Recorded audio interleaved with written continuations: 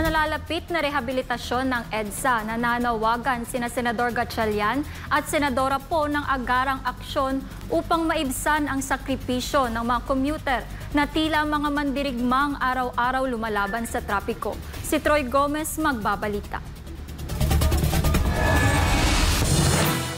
Lalo pang susubok sa pasensya ng mga motorista at commuter ang nakaambang rehabilitasyon ng EDSA. Dahil dyan, nananawagan si Senador Wing Gatchalian para sa kolektibong aksyon mula sa publiko at pribadong sektor upang mapagaan ang abalang dulot nito.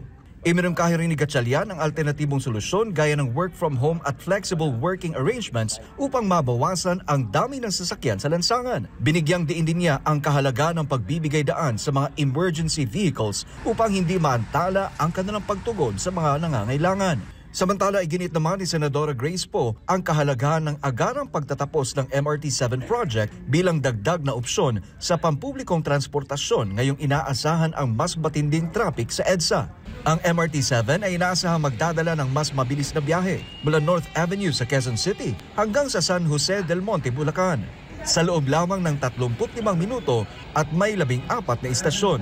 Target nitong maging ganap na operational sa pagsapit ng 2026. Umaasa rin si Poe na sa pamamagitan ng MRT-7 ay matatapos na ang araw-araw na sakripisyo ng mga commuter. Matagal nang isinusulong ni Poe ang modernisasyon ng sistemang riles sa bansa noong 2014. Personal siyang sumakay sa MRT sa kasagsagan ng rush hour upang maranasan mismo ang hirap ng mga pasahero. Isang hakbang na naglunsad sa mga investigasyon at pagdinig ukol sa operasyon ng MRT-3.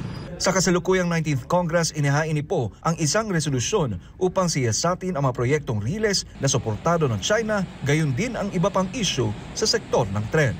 Para sa Diyos at sa Pilipinas, kumahal. Troy Gomez nag-uulat, SMNI News.